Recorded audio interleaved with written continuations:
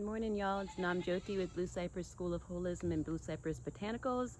And last night we did a video in the backyard gardens. So this morning we're going to come and look at the front gardens and this front kind of flower bed area. And you can see that beautiful castor that I was talking about that gets more sun. It actually isn't in full sun, but it's in a lot more sun than the small castors in the backyard. So we'll kind of tour around this front area, then we'll go over into the front yard gardens and look at what's going on over there, because like I said in the last video, everything is really in transition right now, transitioning from the late summer into the fall and winter gardens. So things are really kind of dying back. There's some new seedlings that are over in the front yard gardens, and you can hear the goats are being especially vocal right now because it's morning, it's breakfast time, and they just got a bunch of oak cuttings. I was trimming a tree at the front of the property, a big oak tree, and so I threw a bunch of oak branches over there, so they're busy munching on those, and the babies are being really vocal. I would also like to do some animal husbandry videos, so if you're interested in that, leave me some comments below. We can look at caring for goats and chickens and ducks and pigs and rabbits. I think that's all the animals that we have right now. If you're trying to find out how to follow my other platforms, I said this in the last video, you can go to Instagram at Blue Cypress Botanicals. I also have a website where I sell different products, and there are also some virtual classes listed through the website. That's bluecypressschool.org. And then come along and follow me on Patreon as well at patreon.com/Blue Cypress Botanicals. And there through Patreon, I'm offering some exclusive content, behind the scenes stuff, live streams, and different classes that you can't find anywhere else. So that's all the different places that you can find me. And let's go ahead and get started with this front gardens tour. Here we have a beautiful Lantana. And Sam Kaufman from the Herbal Medic, he uses Lantana in wound care. So if you want to find out how to use Lantana medicinally, then you can go and follow Sam Kaufman. He's out of San Antonio, and he has an Herbal Medic Academy. Here's this glorious castor. And one of the things I love about it so much is these seed pods are just so beautiful. You can't really see the color as well through the camera lens as you can in person. That's kind of a little bit better, but with the sun shining on them, they're just such a magical pink seed pod, and they add a lot of whimsy to the garden, which was unexpected. I don't know why. There's a bunch of castor down at the river, at the Blanco River near our home, but I've never seen these seed pods showing up in such a bright, beautiful pink color. Here's some of the flowers that are kind of spent. I also love the shape of the castor leaf because it's very distinct. Whenever I see castor, I know for sure what I'm looking at, which is nice because it's one of our poisonous plants, and we don't want to necessarily be harvesting this medicine unless we know how to work with it. Here are some of the seed heads that are spent and getting ready to open up and drop their seeds out. Another one of our beautiful baneful herbs. Here is the Datura Anoxia that's in the front, and it's really huge. Let me back up and see if I can get the whole scale of it. Big, beautiful Detura Anoxia, also known as moonflower because the flowers bloom at night. And we've had so many of these moonflowers blooming, and they tend to bloom a lot for the new moon and the full moon. It really seems like when they prefer to bloom, and they bloom just for one night, which is a really magical, special process as well. I love, oh, pulled that seed pod off. They're really spiky, and actually when the seed pods are fresh, the spines are a bit more flexible, but then as they dry out and get ready to open up, they get really sharp and spiky. Here's one that's opened and dropped its seeds. Let's see if I can get a better shot of that. You can see it's opened up at the bottom. Here's another one that's opened. Not the best shots in the world, but not too bad. So I hope to have a lot more, there's my shadow, a lot more Datura in the front as time goes on, because it's dropping so many seeds. And I always have Datura here in the front yard. Last year we had like 3 or 4 different plants, and this year we have just this big, huge, giant one. And I think the reason why we haven't had as many pest issues with the Datura this year is because I've been composting with Comfrey, and that seems to have really done the trick of getting rid of any pests. So I probably need to do that in the backyard gardens too, because those Daturas are getting eaten up by pests more. You can see all the flower buds that will open up and bloom for one night. These are still very young. They're not going to open just yet, but as they get larger is when they're coming into their bloom. Down here we had a big log. You can see it's like a trench here.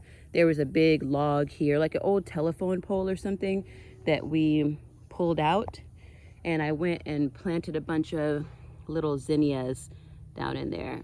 So I ordered like 6 pounds of zinnia seeds, and I spread them all over the property. So I'm excited to see what happens. And the night I planted them, we got a big rain, and many of the zinnias they germinated, and they've already sprouted. So I'm excited to see if we can get a big flush of zinnias coming for the fall.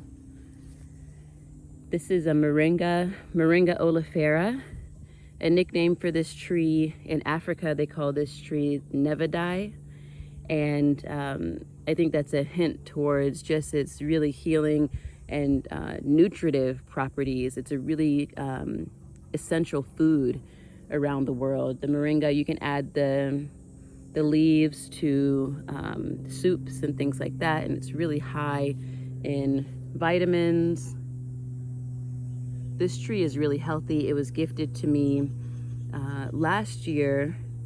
A friend gifted me some seeds that she collected in Jamaica, and I planted those seeds, and this is one of those trees. The squirrels got some of the seeds when I planted them outside, because you can see this big oak tree. There's a lot of squirrels that live in it, and squirrels have kind of been the bane of my existence here in the garden, but I've kind of learned to work with them instead of having to fight against them so much. And one of the main ways that I've learned to just work with them is to start a lot of my seeds inside, wait until they sprout and get really strong, and then put them in the ground, as opposed to just putting the seeds directly in the ground, because then the squirrels will go and dig them up and eat them. So that's a trick if you're having issues with squirrels. Usually they're just going after the seeds.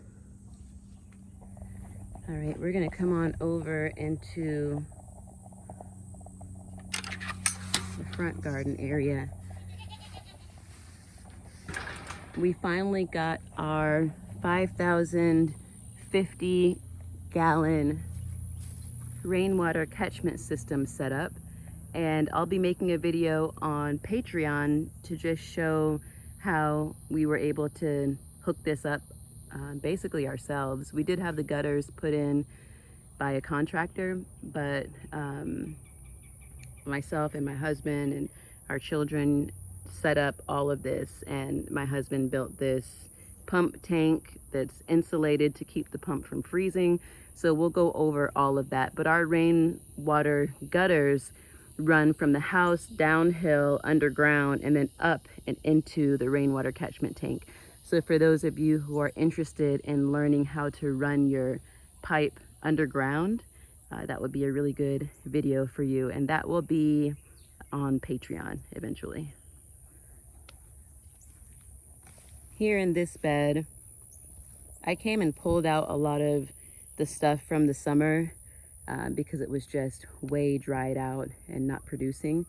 and I put down some pumpkins. So these are some young pumpkins I just planted recently, and I planted those from seedlings, and we'll see what they want to do, if they want to grow towards the east, or if we can get them to climb the trellis. We'll just kind of guide them in whichever direction they want to go. Here's some leftover oregano from the summer season. And this oregano really stayed pretty close to the ground, but I've been harvesting a lot of it because I really love to have fresh and dried oregano for cooking. The thyme didn't really do so well this year. It's kind of stunted, but I was able to harvest a bunch of that as well throughout the summer.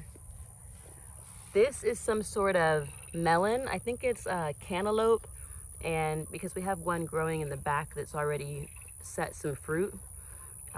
And this really didn't start taking off until I cleared out a lot of the summer stuff. So we'll see if that has a chance to give us some fruits. It has some flowers on it, but you see there's some pests there.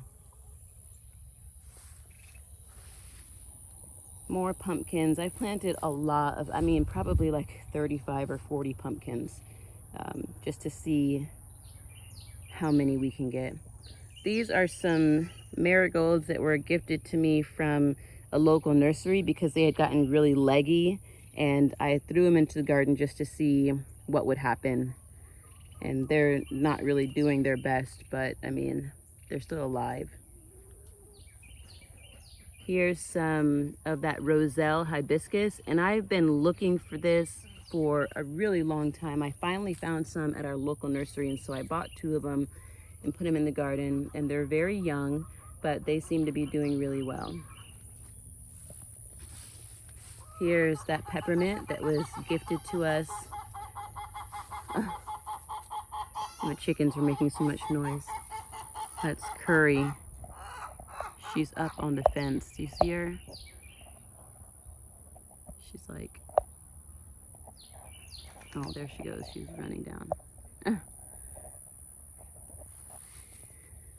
So this is peppermint, and I've cut this back a lot. I probably will come out here and cut it back some more and just dry it and store it, and we can have peppermint tea throughout the winter.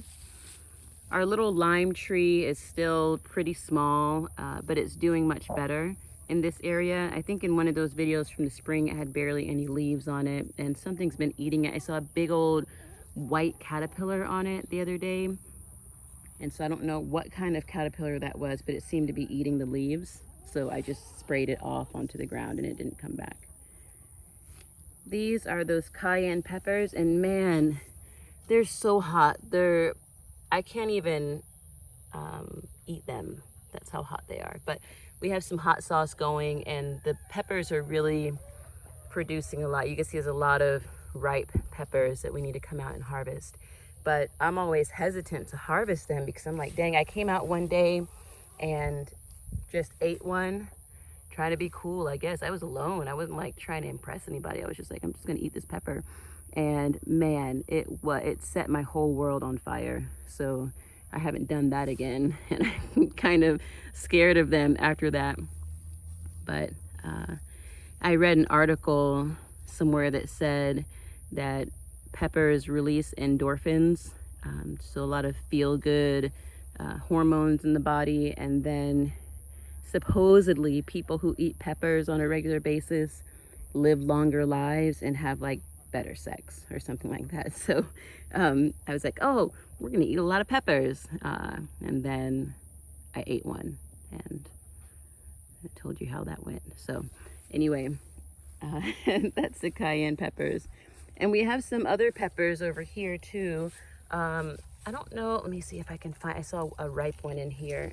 I'm gonna try to not have my shadow in this video, but it's gonna be tricky. So that pepper, oh, let's see. I don't know what kind of pepper that is. So if you know, let me know. Let me go around to the other side. Try to escape my shadow. There's my shadow. So what kind of pepper is this, you guys? Oh, like the worst camera footage ever. It looks really blurry from my end, but maybe you can see it a little bit more clearly. Lots of marigolds over here. Let me step around. These marigolds were from the seeds from our wedding. I love these marigolds. We had a bunch of marigold garlands. So marigolds were really the key flower in our wedding, and I've talked about that before. These I grew from seed, and I don't know what species of marigold those are, but they remind me of firecrackers. I love the way that they look, the wildness of the petals, and so I'll definitely save some of those seeds as well. Here's some little gumfrinas that I planted. They're really sweet, kind of fairy flowers. They remind me of gumdrops, and I really like to see them popping up in the garden. They add a little pop of color. Here's Pride of Barbados. I just planted this recently, so it's really small. There's another one over here. These are all zinnias, and I just cut the flower heads off, and they'll produce more flowers here soon. Here you can see this trellis of gourds is kind of dying back, but I haven't pulled it yet. These all like getting all burnt up. I haven't pulled it yet because it's hard to differentiate the different areas or the different vines that are present here. I don't want to pull one that's still thriving. And you can see there are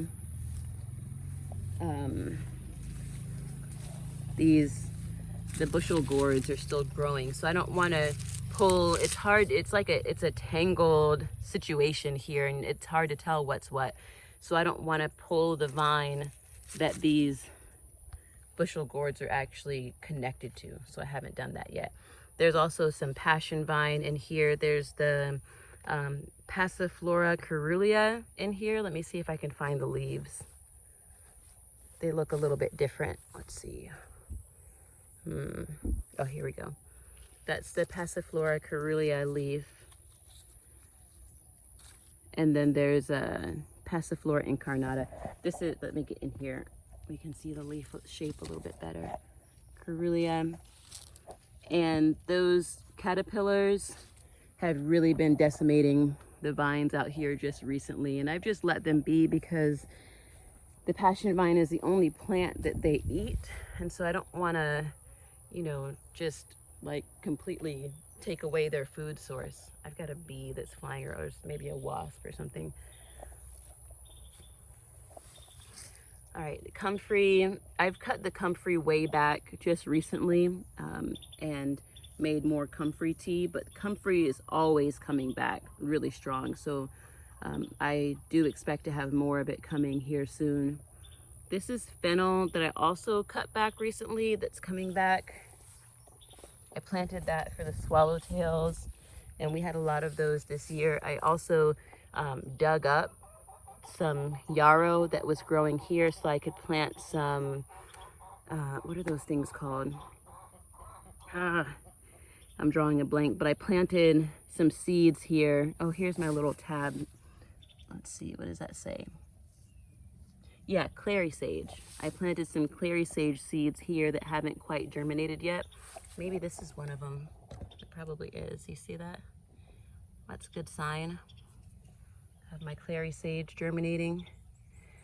Here's a bunch of the other yarrow. I'm gonna come over here and cut all of this back as well. And I saw there was a little yarrow flower, which is weird. See if, there we go. That little yarrow flower that just popped up suddenly. But the yarrow usually blooms in the spring. Here, it looks like we have some amaranth coming back, and then it looks like some borage also that's coming back from earlier this season. Let me come to the front. I planted some beans. Those I just started inside and put them outside as they got a little bit taller. More pumpkins. These are all new little seedlings, and it's been so hot. We may need to throw up some shade cloth. Like I mentioned in the other videos, like, yeah, we're gonna put up shade cloth this year, and we haven't. So it's just brutal out here right now. It's probably like, I don't know, 10 a.m. and the sun is just like really already beating down on everybody. even with the recent rain. Here are more pumpkins, more gourds, more marigolds, more melons. Let's see. And I came out and harvested some of our dipper gourds. Oh, here's another little dipper gourd that's